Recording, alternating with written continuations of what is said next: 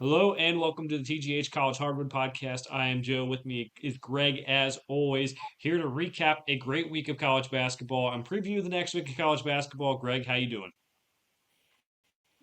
Dude, I I don't have some big opening thought. I think the ball we're going to talk about speaks for itself. Yeah, I think so too. This is a week that had some interesting results. I think people will be kind of like out on some teams based on this week. Some injury news we're going to go over as well.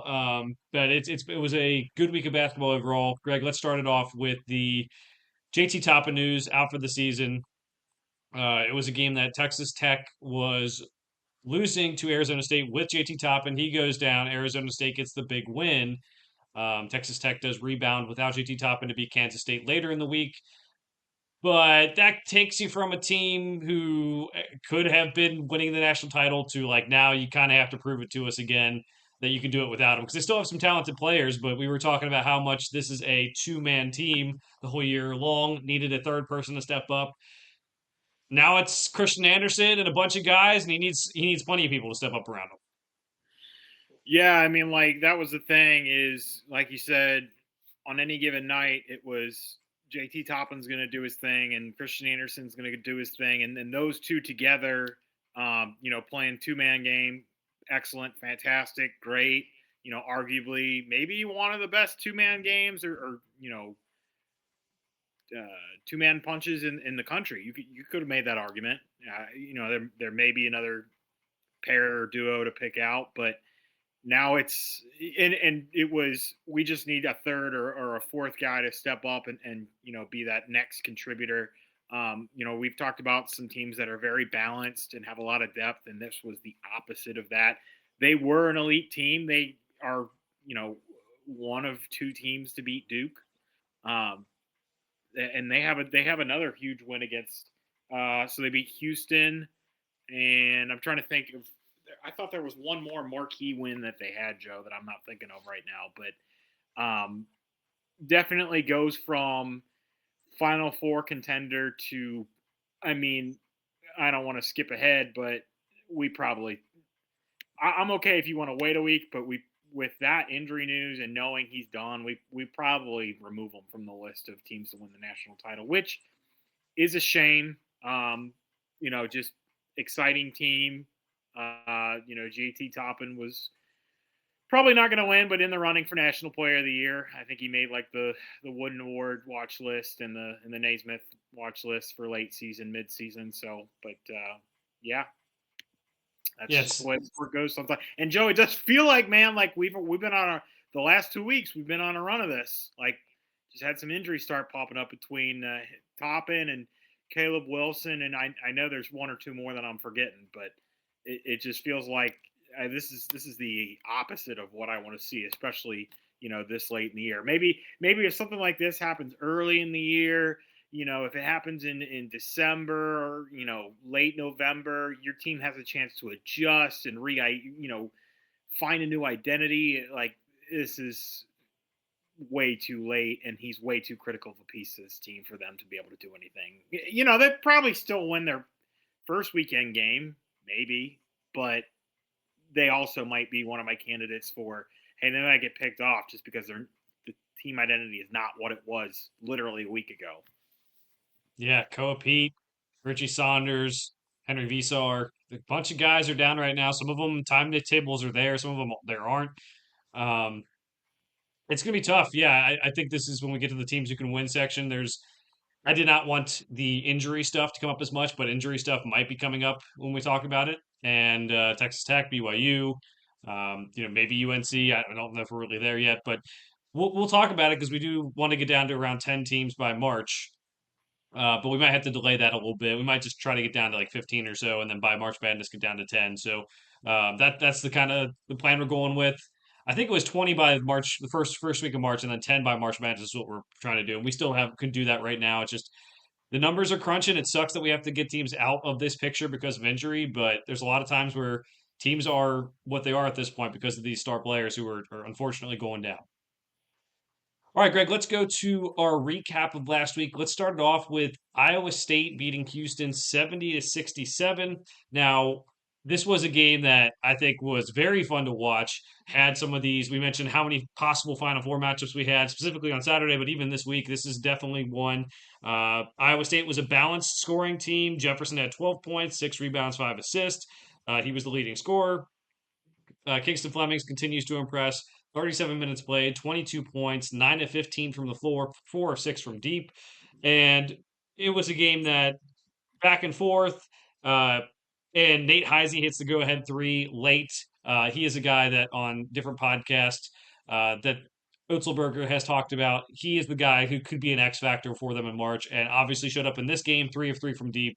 But definitely can provide some depth off the bench, some shooting off the bench, and that could be some guy who really lifts them in March too. Yeah, if you watch the broadcast, I'm sure you heard it, but we'll go ahead and mention it for the zillionth time. Heisey has a sibling who is on the women's hockey team and had an assist in the medal round. I thought I didn't think it was that she scored. I thought it was that she had like the game winning assist or something. So, but big week for that family. Um, to took a little bit of a downturn on Saturday, but we'll get to that. Let's give Iowa State their props before we get to kind of the letdown. And after going up against this physical Houston team, man, like kind of kind of see where how we got there. But um, I felt like Joe watching this game. Houston's shot making was elite in the first half, but they were still settling for a lot of threes, and there wasn't a lot of penetration. Um, there wasn't a lot of driving kick, and it almost felt like they were playing like they were, I don't know, Alabama or something. Kingston Flemings did kind of get into the middle of the lane. He likes that mid-range jumper almost as much as AJ DeBonsa does, and he hit some nice contested shots, but I just felt that it gets into the second half and those same shots weren't going in. They were making those high degree of difficulty contested shots in the first half. Um, but that Iowa State defense, just kind of hunkered down and packed it in and made them take these deeper shots. They did get some open looks. They did get a few things, in the paint, but for the most part, I think that was in my mind that was the difference was just kind of that commitment by the Iowa State defense to um, force them to take these deep shots, and they still finish at 35% from three, which is not bad at all. But it just when it came down to the end of it, that to me was what I noticed. Yeah, and this is a team that can't score in the paint with their bigs as much. JoJo Tugler, not that type of guy. Chris Sinak has developed, but he's shooting threes. He's more of the guy who wants to step out and shoot jump shots. Something Kelvin Sampson has mentioned. They kind of need to get to the basket and find a way to score in the paint. And that could be a big Achilles heel for a team that we think can maybe possibly go to the Final Four or win it all. So if they're not going to have guards dribble to the basket and go finish, and they're just going to settle for these jumpers, they're not going to have those bigs go finish in the paint. That could be tough for them. It kind of limit their ceiling, as we're finding. I don't know, Greg. I think this week did expose a lot of warts with a lot of the teams that we some of them we already knew what the warts were, but we kind of didn't know how bad they were going to be. Some of them I think it's exposing new ones. I think for the Houston, maybe we knew that the paint scoring wasn't as good as former Houston teams. Maybe we thought that the defense wasn't quite the elite. It's still very good, but it seems like maybe it's more of an issue than maybe we thought. And we're talking about teams who can win it all. So obviously, they're still going to be a tough team in the tournament, still going to be tough for the rest of the season, but definitely give some food for thought for the rest of the year. Joe, I want to throw something at you that passed my mind watching this game, specifically Sinak. I feel like he wants to be Jabari Smith and isn't. Like Yeah. like the handling's not quite there, the shooting's not quite there, the body type is obviously there. Um, you know, and when I say not there, I mean to the extent that what we saw from him at Auburn. Uh, but it's like you could look up in 2 or 3 years and him in the league, and maybe that's what it is. But I think the way he's playing now, his game is not refined to where it should be for him to be playing the way he is.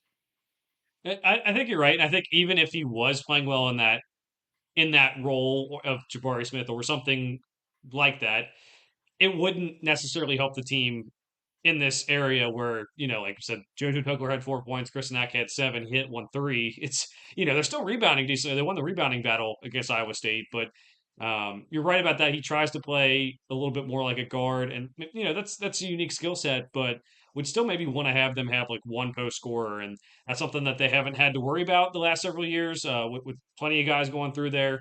But that's something they do have to worry about now. All right, so let's get to some quick things from Tuesday before we get to the game that I think people want to hear us go over again. NC State beats North Carolina 82 to 58. We mentioned that North Carolina, beginning of the show, very banged up. Fisar, Caleb Wilson, all going through stuff. NC State dominates this one. They kind of needed a big win to kind of cement some things. While, I think everyone can understand the logic and of everything going on of the injuries, it still counts as a win on the resume, so they're going to take that. In addition to that, SMU beats Louisville 95 to 85. They had this one at home. Big win for the ACC, getting some of their bubble teams to get some big wins there. Ohio State beat Wisconsin. We mentioned last week how Wisconsin had a big week last week. This was a prime letdown spot on an early week game on Tuesday on the road against Ohio State, a team that was desperate for a win. Although Ohio State still doesn't have a quad one win at this point. And we have St. Louis losing to Rhode Island, which was their first loss in A10 play. They had two losses on the season after this game. And then Iowa hosts Nebraska, and Iowa wins 57 to 52 in this rivalry game. Bennett Sturts had 25 points. Greg, that's a lot of, I would say, bubble stuff. Not like the biggest games. Not going to have like maybe the most national championship implications, but there's a lot of bubble information we just went through. I just went through. Yeah, I'll just briefly touch on each of those. I thought they were all worth mentioning. The NC State is that win means a lot more for them than a loss does for Carolina. Their season and their future really rides more on what is Caleb Wilson's injury status. But NC State doesn't care what the expectations they had coming into this year. They will take that win and they will take it however they can get it. You talked about national championship expectations and whatnot, Joe. I thought it was worth mentioning Louisville SMU. Again, this is looking ahead to later in the podcast, but probably like with what we've seen, even with Michael Brown Jr. now back and healthy, that team is probably getting crossed off the list. We can discuss that later. Ohio State finally does something that makes me not look silly for liking them in the preseason, though it was at home, and they were up for a good portion yesterday on Michigan State. Did not close that game out. It was a close game. I think 66-60 final. I don't know, man. Bruce Thornton. I feel like every time I look at these box scores, it's 28, it's 34, it's something stupid like that. So maybe that's a team that works its way in and is a 10 or 11 seed or in Dayton and I don't know picks somebody off. There's talent there. So just I thought with the talent they had, I thought that team would be a lot better than they are. SLU comes to Dayton this week. So that's going to be a fun game, especially coming off what happened to them last week. I'm sure Robbie Avila and company will be out for blood, and that is not good for us. I'm thinking that if we can get some good money for those tickets when they try and sell them, because probably not. I don't know, Joe. Maybe it's worth just going for fun, even though it's going to be a blowout. Hey, I saw Robbie Avila in person. Yeah, I would do it. I don't know. So I would get, yeah, I would, if you have season tickets already in hand, I mean, yeah, I would go for that's true. sure. That's true. And you're 5 minutes away from the Nebraska, arena. So there you go. Nebraska, Iowa, Joe. Bennett Sturts is awesome, and this is another one where their story is kind of similar to Vanderbilt. We'll touch on them in a little bit. Nebraska, that is what I mean.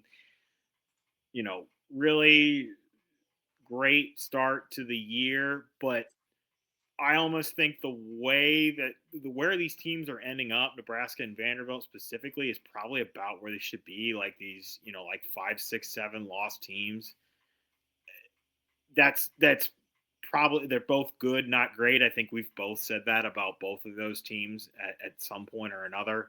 Um, Iowa probably going to be it. What do you? When's the last time this is how bad of an analyst I am, but like when was the last time you did one of your bracketologies? I'm just curious where you have Iowa because I feel like somewhere in probably what like the 9-10 seed, and I'd hate to be the high seed that has to play them on Saturday of the first weekend in the second round. Yeah, I haven't done one in a while. Something I need to get around to this week, actually. Probably like an 8-9 seed is where they're going to be. So, it's a win that's gonna like if you're an 8-9 seed at this point, you haven't not locked up your tournament spot because there's only a couple seed lines you can fall. That's something that's going to hold them, I think, in the tournament, especially at the end of the day. But yeah, you mentioned like teams like Nebraska and Vanderbilt. There's also other teams around that. We have to mention this, Greg, but other teams who are falling off the face of the earth too, going back to maybe a level or even below the level we thought they would be. Clemson's lost the last four, and they're going to a place where they don't want to be, which is squarely on the bubble. So I know So you're very concerned about Brad Brunell, but yeah, that so that was also a factor in what you said there. lost to yeah, we can brief. I have that in our list, but we can touch on it because I don't want to spend more than 30 seconds talking about Yeah. Clemson. Lost to Wake early in the week, and then they lost to Florida State. Joe, I do think it's worth mentioning that Florida State team because Dayton beat them by 30, and now all of a sudden this Florida State team is above 500. It's not going to amount to anything this year, but good for Luke Laux for making something out of this year. Like this team very easily could have looked up and they're 5-22. Like very easily could have looked like that. So them being above 500 with the way we saw them in person play means maybe he's got one heck of a coaching ability in him, and at least positive looking ahead for Florida State. Yeah, and honestly, if they did not have the schedule they had, which is very, very tough, I know we talked about this in the offseason, Greg, they could be on the bubble right now, but they had too many losses pile up. They played Florida, Texas A&M, Georgia, Houston, Dayton, non-conference. They also lost to UMass, but if you're talking about people who started the year off and how good of a coaching job they've done in the season, he's on the short list of doing one of the best because they've gone from all those losses to they only lost like two games in the last month or so, or, last month and a half. So uh, that's something to note for sure. All right, let's go to the game on Tuesday. We're going to recap. That might take a little bit longer. Actually, not for me, Greg. Michigan wins 91-80. Kind of what I expected to happen here. Six players in double figures for Michigan. I have more about some of the concerns we have at Michigan coming from their next game we're going to talk about on Saturday. Uh, Purdue, the big three from the last couple of years, stepped up. 27 points for Kaufman Wren, 20 points for Braden Smith. Fletcher Lawyer had 11 points, 3 of 6 from the floor, 2 of 5 from 3. That's been one of the more efficient games for him over the last several weeks.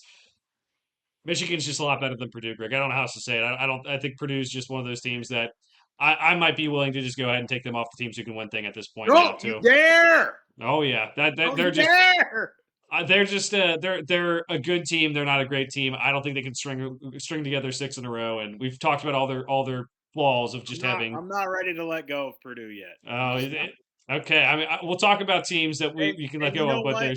there's It go ahead. it may be more of a name on the front of the jersey and names on the back of the jersey thing than how they actually play. Like when I look up and down the roster and I see Braden Smith and I see TKR and I see Lawyer, like I think national championship contender as long as they can get something out of someone else on the roster, give or take at some given time. With the pieces they have around them, I'm not ready to give up on this team. That's one of the reasons I picked them to win. It was at Mackey. I would have never in a million years if it was at what's Michigan's arena? The Chrysler, is that the Hmm. Chrysler arena? Yep. Yeah, if it was there, if it was in Ann Arbor, I would have never picked it. But I am for sure going to pick this team. I'm going to pick the Boilermakers to go too far in March Madness. I already know it. I already accept it. I'm going to keep fighting to keep them in our teams that can win. I know there's a game they have coming up this week that's of Michigan note, State. and it's in our picks for the week. So I won't spoil who I'm picking there. We'll get to that later. Um, but I don't know, man. I'm not ready to give up.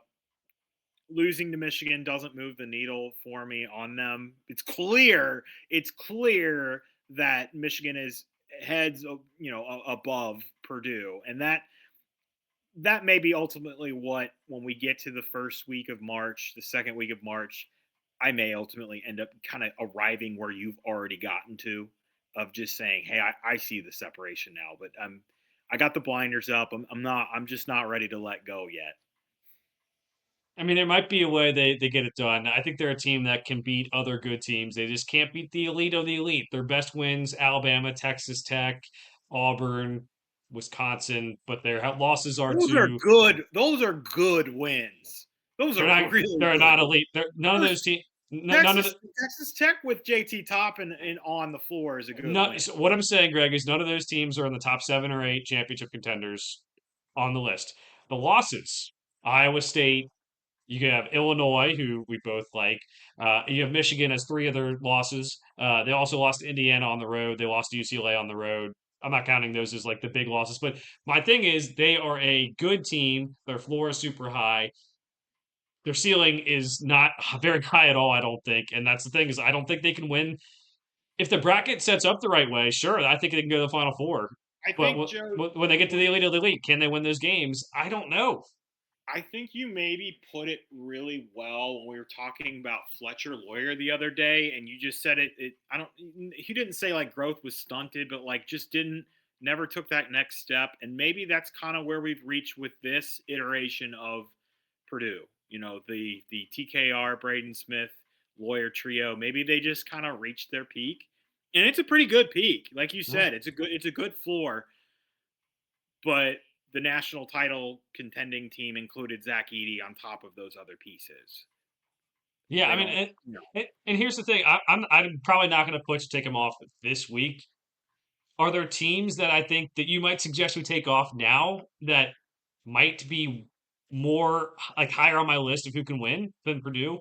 I think so. I think that's a fun debate about this NCAA tournament. I think this is going to be a March where people expect things to be wild in a sense. It will be, but there's also um, there's things like I think we know enough about Purdue, having seen them for the last 4 years and seeing them this year, that Okay. maybe we know. But also, there's the fun part of March this year. I think, Greg, is we have so many untested teams or teams who aren't beating good or great teams.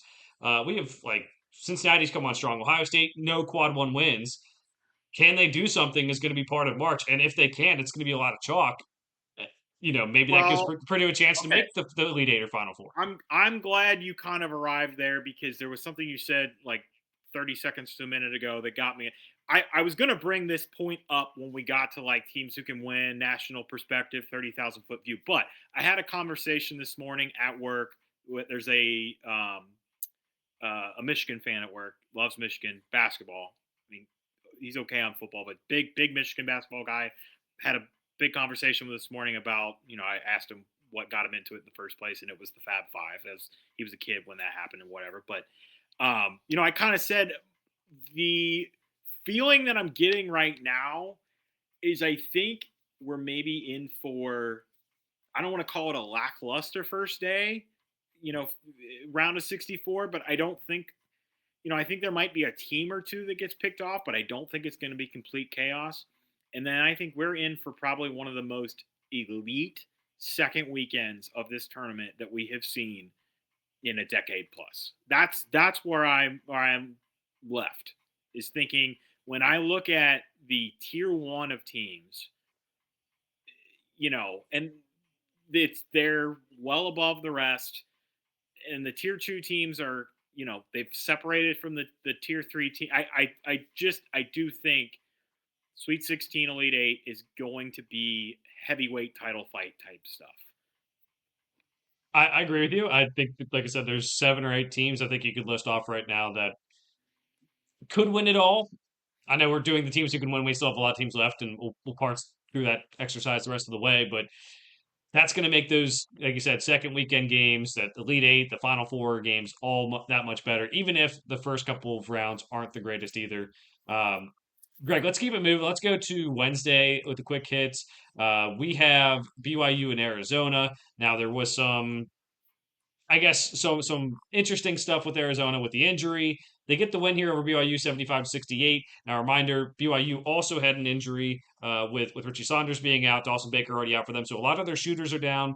But Arizona gets the win there. Just a quick hitter that they were able to overcome the Koa Pete injury. And some other guys are stepping up. We'll talk more about Arizona in the next game. But a lot of guys are stepping up in a way that I think even more so than we expected, even though they do have a lot of good players. Yeah, ranked on ranked game. Devonta continues to step up with 35 in this game. More on him when we get to the weekend games. But this was at Arizona, even with Koa Pete out. This is pretty much what we expected. Del Orso has a great game. More on him when we get to the weekend. But again, we've already said it about this team. You've kind of said it on this podcast. Teams are what they are. And despite having injury issues, this team continues to look well rounded. They still do have elite players. Um, I begin to wonder if it's going to be a question when we get to the end of who's got the ball in their hands with a 1 point game on the line. Is it Jaden Bradley? Is it Braden Burries? You could have a conversation about who you think that would be, but um, this game was what we thought it would be. I didn't think it was worth spending 15 minutes breaking it down. There's tons of other stuff we need to get to. Yeah, definitely. So we'll keep it moving here, and we'll still waiting on injury news from Koa Pete. For those wondering, it's just like they're going to check him out this week. Is all I heard that he might be Yeah, back. I have not seen any updates since we mentioned last week. Actually, that report didn't that break after, like, literally right after we Hmm. so like right after we recorded last week, because I remember saying something like, well, if I knew Koa Pete was playing, I probably wouldn't. I probably, if I knew Koa Pete wasn't playing, I probably wouldn't pick Arizona or whatever. And like 3 hours later, it's like basically, hey, we're not even going to evaluate him until this week. Which I'm with Joe on this. That I haven't seen any further updates. So they didn't say what day that was going to be, but we'll just have to keep tabs on that. But hopefully he's back soon. Yeah, hopefully he is to help this Arizona run. They were able to do well and without him this week, but still going to be better with him. Greg, let's go to one of the more exciting games of the week. It was Arkansas at Alabama, double overtime thriller. Alabama wins at 117-115. I mean, let's just call it what it is. This was a game of the lead guards for each team. Darius Acuff, 49 points in 50 minutes played. He had 16 and 27 field goals, 6 and 10 from deep. LeBaron Philon, the winner in this game for Alabama, 35 points and 7 assists. I mentioned last podcast, Greg, Acuff is a guy who's going to go pretty high in the draft. Philon's actually picking up a lot of steam from NBA people, too, with the way he is playing. And just one more note, because we talked about these teams both a lot in different ways this year, but just one more note about the season.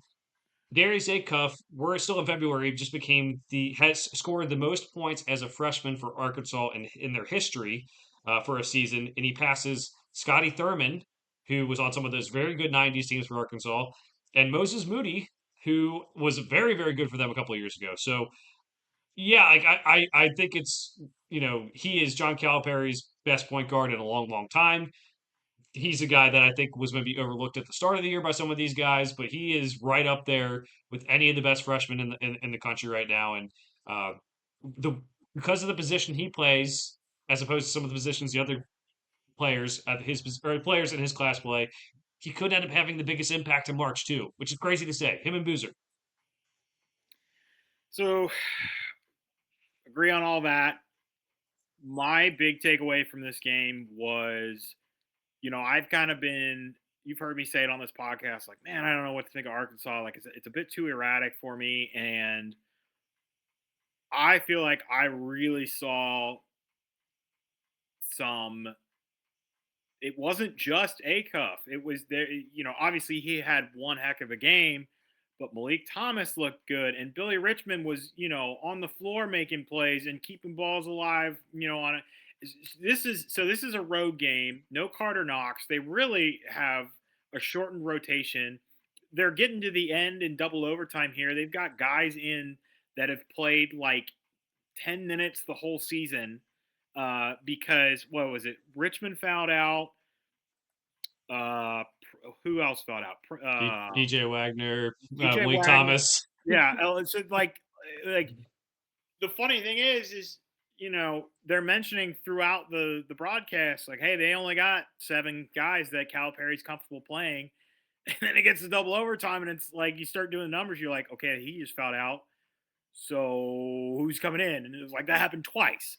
For them only to lose this game by 2, and again, I understand it was a dynamite performance by Darius Acuff, but I think I saw enough from this team to make me say, okay, I buy in now. I think I said it like maybe last week or the week before, like, man, sometimes it feels like when I'm watching this team, it's just like roll the ball out and let the athletes do their thing. And like don't get me wrong, there are definitely times where that's what's happening because it's late in the shot clock and you just need something to happen. But there is substance to this team. I would like to see with the athletes they have, I would like to see a little bit better defense. I would have liked to see them run Alabama off the 3-point line a little bit better, but being shorthanded, I won't hold it that against them that much. Um, I I guess again, I walked away with Arkansas kind of loses the battle, but in my mental gymnastics wins the war. Like looking ahead, 30, like I'm I'm really just falling short of saying national title contender, but that's kind of like where I'm getting to, and I was not there before this game. Yeah, I think their John Calipari's offense is, I would say, criticized at times, but it is perfectly set up for a guy like Darius Acuff. And the whole roll the balls out and let him play. If you it works, it like I people could hate on it, but it works if you have the Derrick Roses and the John Walls and the Darius Acuffs. So when Kentucky struggled, a lot of times it was maybe not having the best point guards. That's honestly, you can track everything from Kentucky's great seasons to their not so great seasons with how good of a point guard they had. And even seasons like where he had Reed Shepard and DJ Wagner was the starting point guard that year, even though Reed Shepard and Rob Dillingham were on the team. And, DJ Wagner's, played 35 minutes. I think it's good that he has a role in this team, but he's on the bench and you have a guy who is this good. That could be a John Calipari Final Four team. The shot making that he has, along with the athleticism, is amazing. Malik Thomas, his ability to shoot as well is really big. And Greg, you mentioned Carter Knox out for this one, meniscus surgery, gonna no timetable for his return type of thing. They might be better suited to just have the rotation set with the 7. I know you like Malik Ewan off the bench. You mentioned him a lot. Having DJ Wagner off the bench is some experience, even though we all have our issues with him at this point. They just have a really good team led by a great player who, again, I think in March he could be the guy that everyone's talking about because of the position he plays and how much he's going to have to do for this team too. All right, so that is Wednesday, Greg. Let's go to Saturday of this week. There was a lot that happened. We already mentioned the Clemson stuff this week, so let's go to UC and Kansas. Cincinnati upsets Kansas on the road. This was a game. Before we dive into this, okay, best Saturday in college basketball since this was for sure the best day of the season so far, right? No, it was, and I don't know when the last time we had these top 4 teams all playing each other on the same day. I'm sure they've said that on ESPN at some point. And I but it missed wasn't just that; it was Yeah. there was just so much that happened. Absolutely, there was. And this was like one of the first dominoes to fall in one of the early games here. Cincinnati wins. Now Cincinnati wins 84-68. Darren Peterson plays 32 minutes in this game, Greg. Kansas looks like a better team when he doesn't play. There are a lot of conversations to be had about uh, the chemistry of this team, about his not passing the basketball. He really is buying into that whole Kobe thing. And there's a lot of things going on there. But quick hitter, I'll just move on, Greg. Cincinnati gets the win. They also beat Iowa State. They are moving closer to the bubble at 15-12, and good for Wes Miller after how much BS he's taken over the years. But also, I didn't think there was any coming back from this year, and he got them to a point where they are still very much alive. Uh, Other than that, Virginia beats Miami.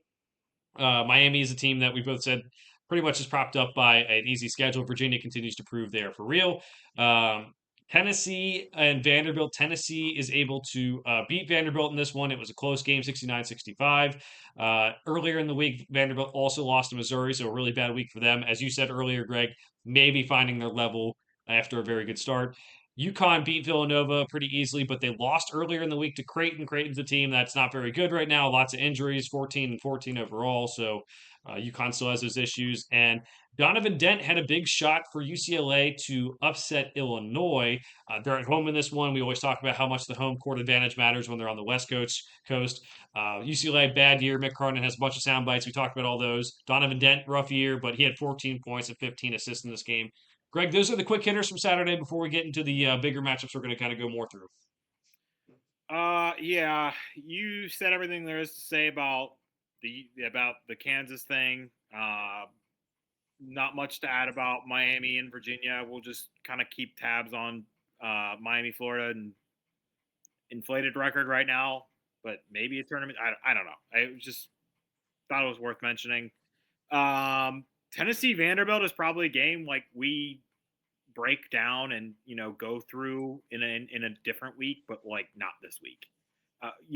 We're not even going to spend a lot of time talking about Vanderbilt almost hitting a half court shot to beat Mizzou in the middle of the week, where they were down 4 and then got a quick bucket and then like stole the inbound pass. It was like one of those and it like just clanked off the back iron for them to get that one, which would have been really nice. But again, fun team, probably just reaching that point where it's like, okay, they just, one of these things is not like the other. They don't fit in with the best of the best. Gonna be nice for Mark Byington to probably at least get a win, possibly 2, in March Madness, but not probably.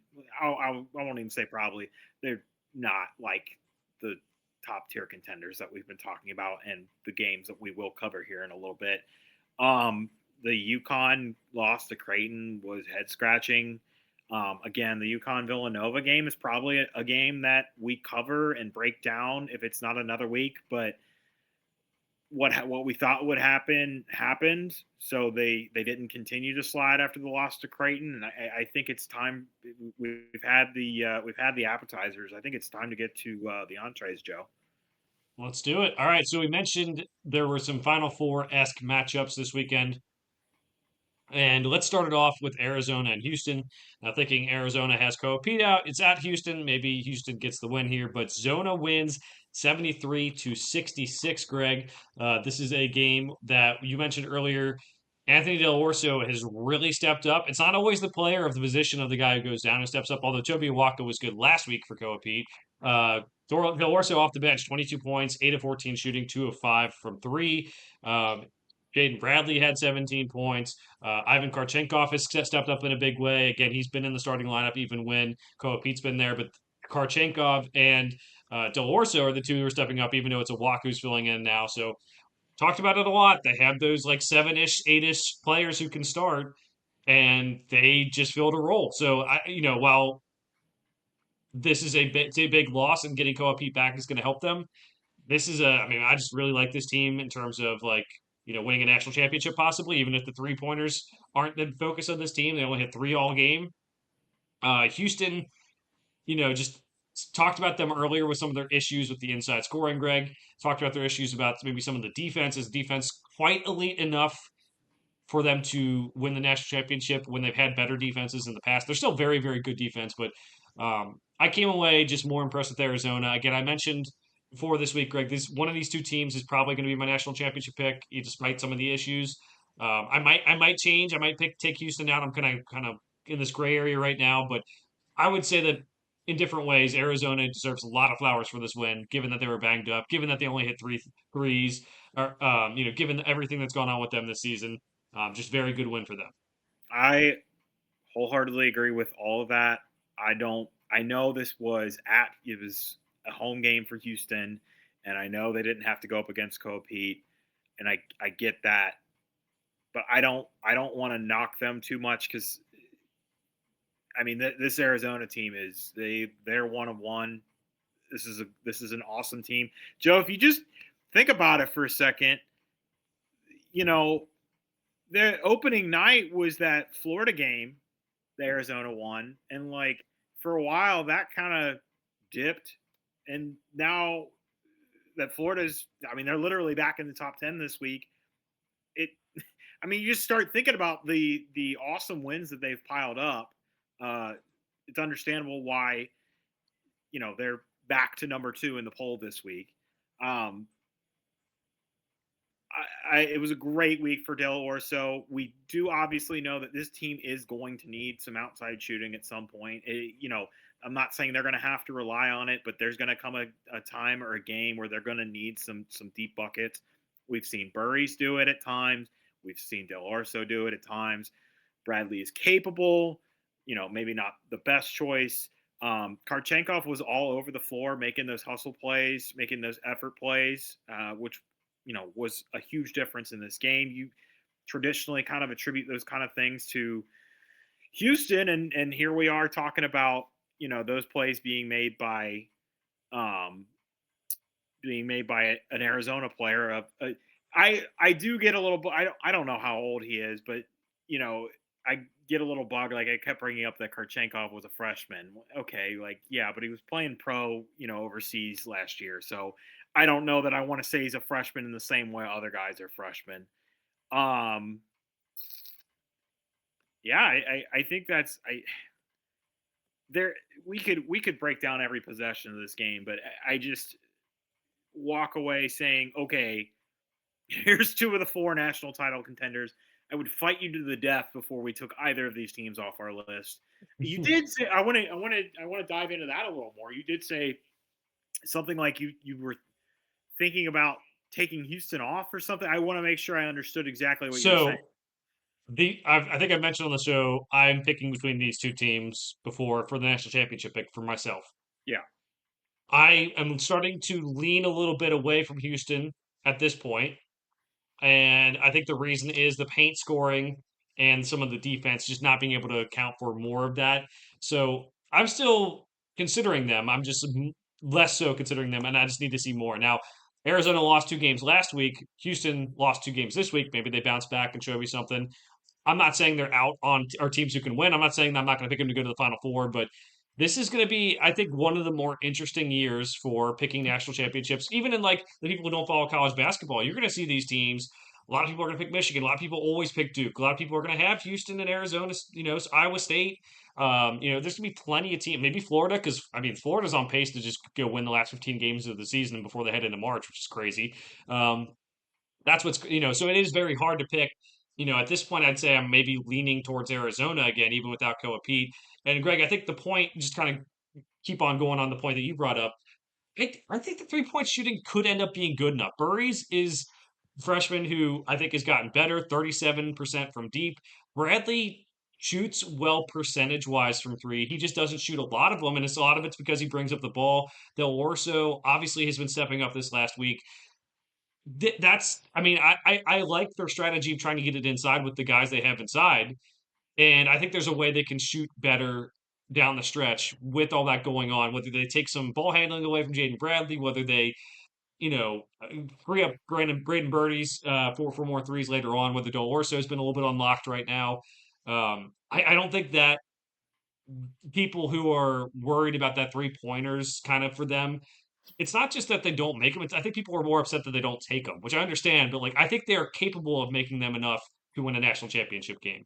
I don't know about you, Joe, but if I can beat one of the best teams in the country, only making 3 3 pointers, shooting 25%, like I'm probably going to keep doing whatever it is that I'm doing because this is working. You did say okay, they lost 2 games, in the last week, but it was like, who were those 2 games that the 2 teams that it was 2 good teams, wasn't it? Not, It was Kansas and Texas Tech.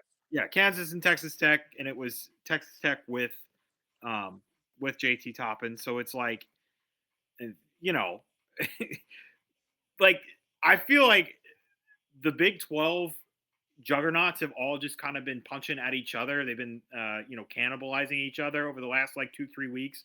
So it feels strange because it's like, yeah, you're right. Houston lost twice this week, but like I'm not knocking them. I'm not, they're what we already talked about. They lost to Iowa State early in the week. Like those are two solid teams, two solid games. Yeah. Yeah. I'm with you. I'm still considering both. Just saying, I'm leaning a little bit more towards Arizona now after this game, and I think that part's fair. But definitely, all of them, all the teams we're going to talk about, even the next two, are should be considered for national championship picks. And I am looking forward to that. How many different brackets are going to be this year as opposed to other years where there's everyone picked Duke, or everyone picked Kentucky, or everyone picked UNC, and I think it's gonna be a lot more fun this year. All right, let's go to Michigan Duke. The other game, the 1 versus 3. This one was in DC. It was a game that Duke was able to win. Cameron Boozer almost had a triple double, 18 points, 10 rebounds, 7 assists, just one turnover. That is huge for what they were doing going up against Michigan. We had uh, Duke's defense was just great again. It's holding Michigan to 63 points. Greg, I'm going to say this now just in case I forget. I'm envisioning some teams. I'll save it for BYU. I'll save it for BYU. Duke wins 68-63. There's this kind of like you said, some of the warts of these teams are being exposed or being some the questions aren't all being answered, and the guard play for Michigan just bad. Like the front court actually played pretty well. Elliot Cadeau 8 points, 6 assists, but it was on 1 of 8 shooting. Namari Burnett 17 minutes, 0 points. We had Roddy Gale 2 points, Trey McKenney 2 points. LJ Caston was the one who was playing the best out of all the guards for Michigan, and he played 14 minutes. He played the fewest minutes out of any of them. So they have a lot of guards. I think they have a lot of capable guards. I'm just not sure, as we said about earlier, Greg, could those turnovers be a thing? Could they just not having a guard who can go get you a shot and go be that bucket? Could that be a thing? Those are my concerns, albeit it's on a team that is Michigan is fantastic this year. So very good team, and I think they have a very high floor. But it's just like when we're talking national championship, that's the things I'm kind of watching for. Whereas Duke, um, they have answered a lot more questions with this win and their defense throughout the season than maybe I would have ever thought. They have, but I want to give that a caveat because if I think they play this game again 2-3 more times, I don't think Elliot Cadeau is 1 of 8, and Ade Mara probably doesn't end up with 4 fouls as quick as he got them. Mm-hmm. I think these are two evenly matched teams, and I think they have some of the same strengths and same weaknesses. I would hesitate to say they're carbon copies of each other, but you know, they're pretty darn similar. I know Michigan maybe likes to play a little more up tempo, and this game did not break that way, but just in terms of personnel and roster compilation, maybe stylistically they're different, but there's a lot of similarities. Like you said, the guards are question marks. Isaiah Evans and if Isaiah Evans and Emmanuel Sharp have never seen a shot they didn't like to take. My goodness, that was my big takeaway from the weekend. And I'm not saying that those guys shouldn't be shooting the shots that they're taking. Most of the ones that they were taking were open shots, and those are two guys that you do not want to be playing against them on the night that they're 7 of 9 from three, because boy do they have the potential to do that. Yeah, I as fun as this game was, like I feel like we kind of knew. You're right. Duke rang the bell. They answered some questions, but I don't want to say they took like 3 steps up in my head from this game. I mean, they got the job done, so I'm giving them credit for that. But I don't think when you say questions answered, I don't think they've kind of fixed some of the warts like we were talking about. I think those warts are still there, right? I don't think they've kind of healed those wounds. Yeah, I guess my point more is that their defense covers up those things, and their defense covered it up in this game by how well perimeter defense was, how talented Michigan's inside guys are. They're going to score, so you could limit some other guys that did that. I would say I am closer to putting Duke down as a national champion than I was before this game. And again, it has nothing to do with the guard play being fixed. It's just defense is incredible. So, um, and also I think there is something to Cameron Boozer. I mean, going up again this game, 7 assists, 1 turnover. That's something I'm not sure. Like Michigan does run a lot of offense through their bigs, but they also let Elliot Cadeau handle the point guard spot a lot more, and he has a lot of turnovers. So when you have Boozer or Cadeau running the show, that changes things too. So I'm not saying I'd take Duke over Michigan right now, but I am saying that their defense impressed me, and I think having the ball in their best player's hands a lot, and him handling the pressure of only having 1 turnover in this game is huge. All right, game we're going to recap, Greg. We have Iowa State at BYU. BYU wins 74 or 79 to 69. AJ DeBonsa, 29 points, 10 rebounds, and 9 assists. Talk about putting the ball in your best player's hands. That is what BYU is starting to do. They just force feed him the ball, and I kind of love it. It's noticed in this game, Greg, Iowa State just doesn't have anyone to guard him.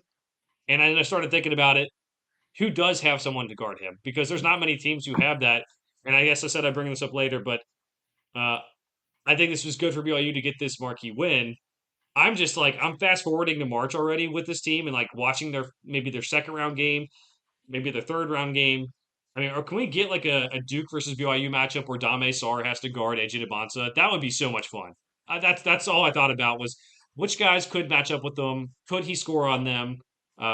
This is just if they lean into just giving him the ball and letting him work, we're going to see some great individual performances over the last part of the year in the Big 12, specifically with Richie Saunders out. We're going to see AJ DeBosta kind of take over. We're going to see Christian Anderson for Texas Tech.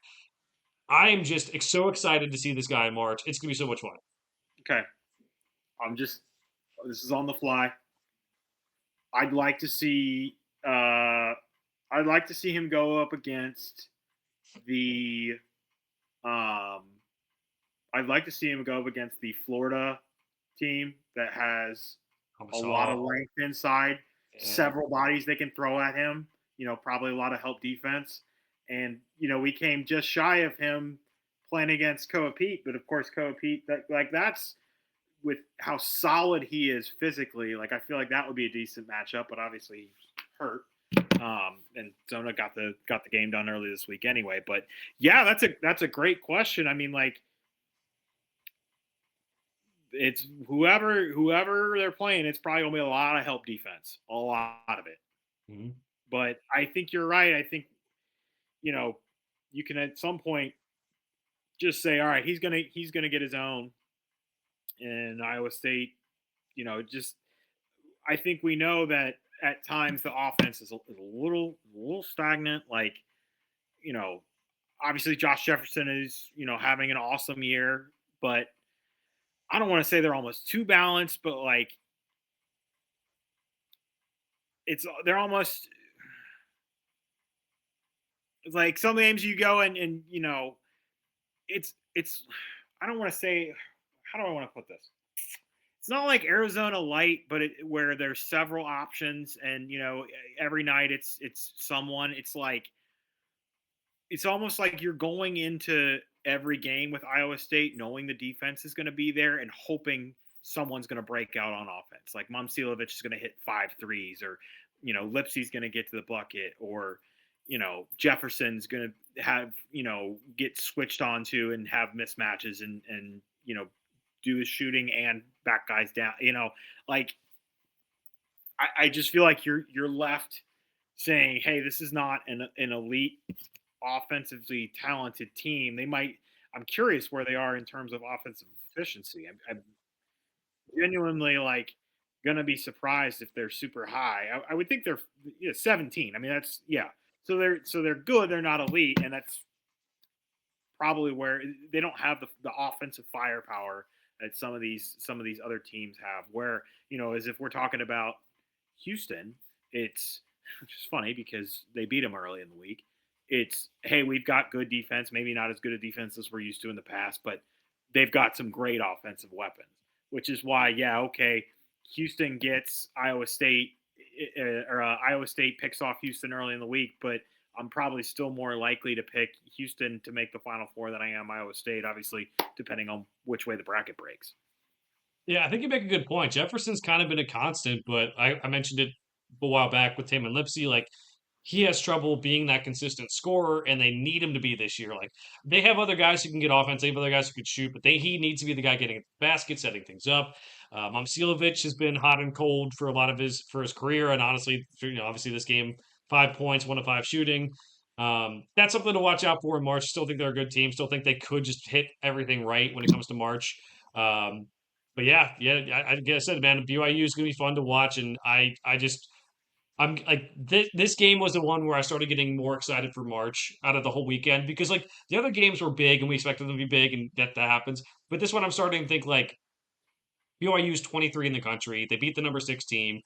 They are forced to go into this role where it is almost hero ball. And we love the heroes of March, whether it's like CJ McCollum at Lehigh or any of these guys, doesn't matter, small school, big school.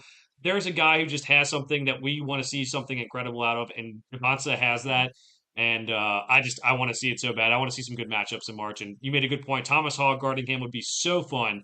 As a guy that like not many are gonna be able to do it. Dame Sar, Thomas Hogg, those guys have the athleticism and the length to be able to do it, and it's not something that's going to be easy. So But um, I especially like that Florida just because, again, mhm. it's Thomas Hall, it's Han Logden, it's Condon. There's several bodies, several lengthy bodies on the floor at the same time.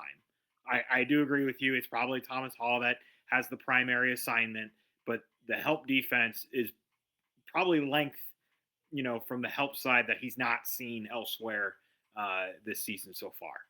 Yeah, definitely. And team like North Carolina, if Caleb Wilson is healthy, that is going to be another team I'd like to see in maybe a second round matchup there. So, Greg, we have recapped, talked for almost an hour. Let's get to our teams who can win. Again, we just want to be down to 20 by the end of next week's episode. So I'd say 2 this week, 2 next week would be fair. But if we wanted to do all 4 next week or whatever, that's fine too. I'm pretty open to suggestions. I'm not going to take Purdue off the list. Like we mentioned, I don't know if they can win it all, but they're not ready to be taken off the list yet. You do I it, I'll go in the spreadsheet myself and add them back in. All right. Well, I'll nominate a couple. You can kind of give your thoughts. I would say Vanderbilt is on my short list. Utah State is on my short list. And they're I would say Louisville, like you mentioned, is on the short list as well. And if we after that point, it kind of gets dicey. But I'm even thinking about teams like Nebraska in the same vein as Vanderbilt, where they're just kind of leveling off. I don't want to do it yet, but that's kind of where I'm thinking with my pick so far. Yeah, I mean, let's start with Louisville. We've had Michael Brown Jr. back, and it's not been fireworks. We mentioned yes, it was at SMU, but, and granted, we've talked about some of these title contender teams that have dropped a game here or there that they maybe shouldn't, but like, haven't seen Louisville reach a ceiling that we thought they would. Dry eye This still isn't green, just scratch. they failed to meet expectations. I mean, they're a decent team, but I don't see them ever getting to what we thought they might be. So like, I'm fine getting rid of them. All right. Okay. So Louisville's off the list. Greg, something popped up on my screen. Did you say anyone else? Or just Louisville so far? I mean, so that takes us to 23. I mean, I'm fine taking again, fun team, but like, it's time to let go of Vanderbilt. They just don't fit in with these title contenders. All right, then let's go down to 22. We'll have Vanderbilt. I'd say we keep the last. We'll save 2 for next week I then. mean, we could take Texas Tech off now, but God forbid we come back next week and we're talking about Christian Anderson has a 35 and 45 point game, and I don't know, Yeah. who Well, knows? also let's take off Utah State. I know they're my team. I'm rooting for them. They lost this week on the road to Nevada.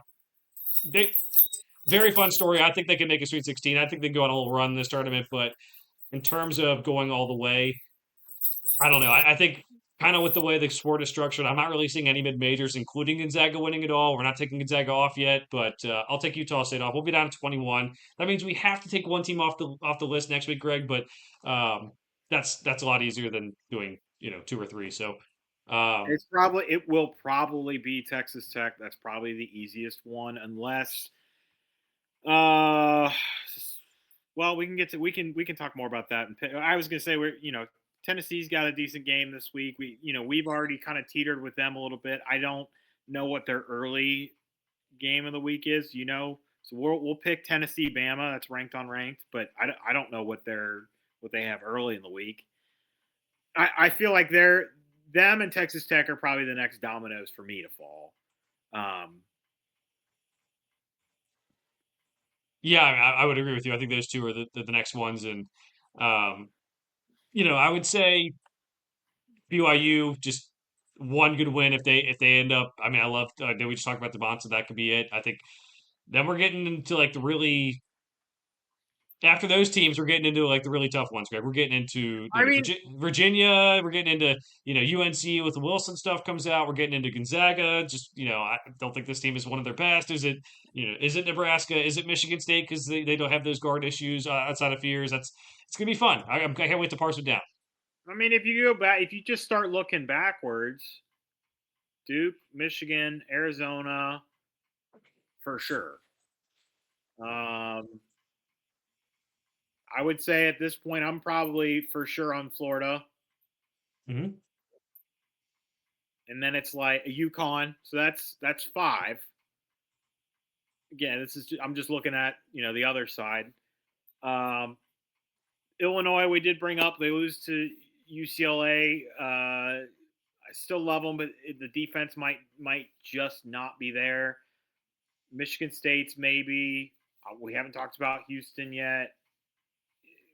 I do feel like I felt like when we were doing this a couple weeks ago, or when we started doing this, I did feel like we were going to have a really tough time getting down to 10. I do think there's going to come a point where we're probably going to have to split hairs for teams 11 and 12, but I still think we're going to get to an area where it's like, okay, yeah, we're going to have 10, but I'd be fine with these 8 or something like that. Yeah, yeah. I think that's where we're gonna be too.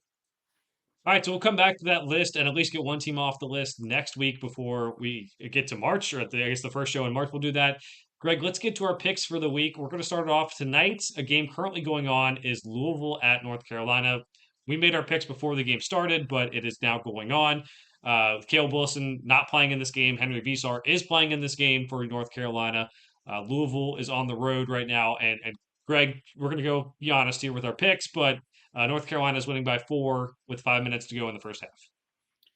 Yep, we both picked. Well, I picked Louisville. I guess I won't spoil your pick. Even just with no Caleb Wilson, I just figured Louisville would win this game. I wasn't even considering whether or not Visar would be in. I will say if Carolina wins this game, it'll kind of solidify taking Louisville off the list this week and leaving Carolina on.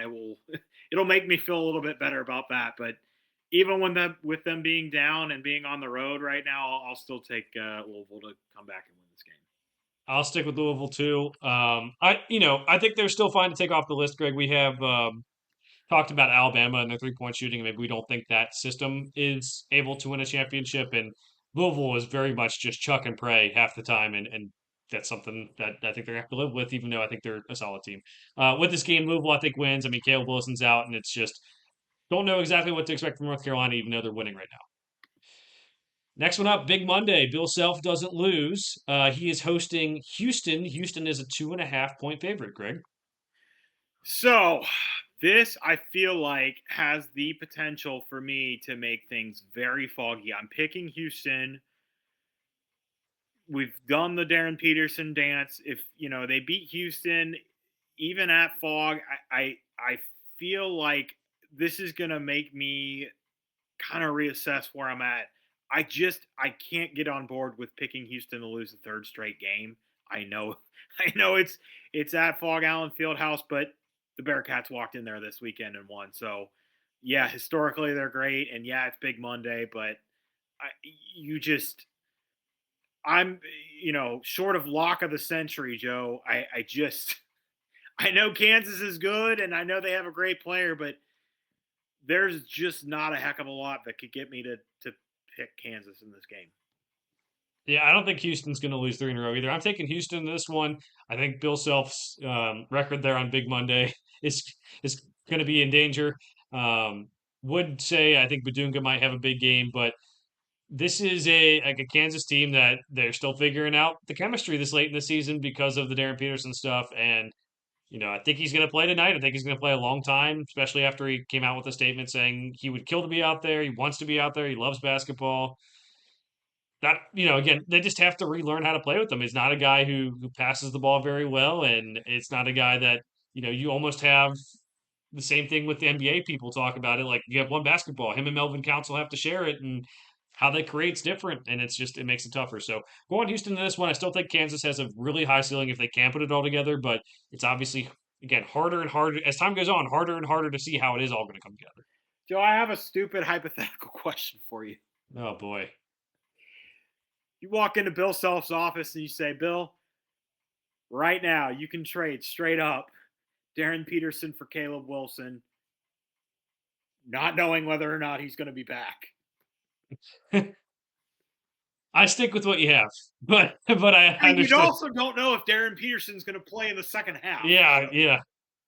I do think his skill set is very, very unique, but I do think it's hard to have a player like that just sit out. So I get why the question was asked. I'd still stick with Peterson. All right, we have I prefaced it by saying it was stupid. yeah, you did that. We have the Big East game of the year again. We have St. John's at UConn. St. John's just one loss in the Big East. UConn has two losses in the Big East, so this will say a lot for the Big East standings. Greg, who are you going with?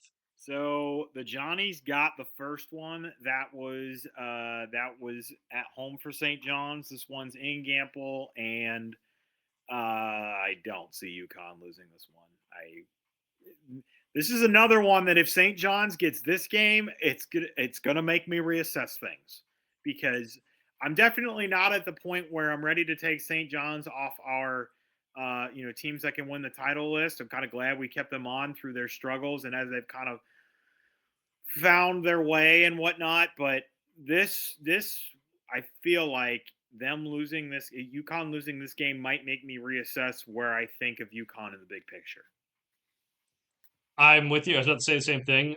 Are they one of the top 7 or 8 teams who can win it all this year? I don't know. Like to be honest, they've not been tested. They've lost some games they shouldn't lose. I don't know how to answer that question, Greg. So I'm going UConn. I think if it was neutral site or if it was a home game for St. John's, I'd go St. John's. To be honest, just because I've been so disappointed in UConn despite them being 25-3. Which again, it's going to make that second and third weekend so much more fun to watch. But I'm going to go UConn in this one. Thursday, we have Michigan State and Purdue, Greg. Purdue is hosting this one. Please don't let me down. Please don't let me down. It's at Mackey. Purdue's usually really good when they play at Mackey. I'll pick Purdue to get this one done. But, Joe, if they lose this game at home, we probably come back next week and I give in. I'm not trying to get them off the list yet. I'm just saying on my personal our main list that we're trying to parse down, I get it. On my personal head, there's no way I'm picking Purdue to win the national championship. There's probably no way I pick them to go to the Final Four.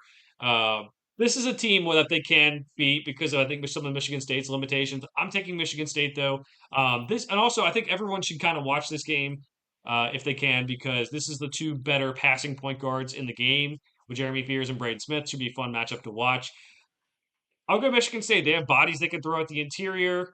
I think that their 3-point defense can kind of slow down Fletcher Lawyer and CJ Cox. And then I don't know. I think it's a coin flip game, to be honest. I'm going to go Michigan State. Next one up, Greg, we have Friday, Michigan and Illinois. One of the better Big Ten games you could ask for. Illinois now has 4 Big Ten losses after losing to UCLA, but still a top 10 team, and they're at home in this one. Yeah, I wanted and considered picking Illinois, but Picking against Michigan last time didn't work so well for me, even though it was against a team that I have high hopes for. The Illinois defense just remains a big question. I'll take Michigan to go into Illinois and get it done. Even though I like this Illinois team, I can't talk myself into picking them. Yeah, I think if they were healthy through this last stretch, I would pick Illinois. They're still getting Boswell back, his legs under him. They're still getting Stojakovic back. They both played against UCLA. You know, I think there's a world where Illinois beats Michigan, and I do pick it. But I think with the health issues they have, Michigan going to be refocused this week after losing to Duke. I think I'm going to go Michigan as well too. You think?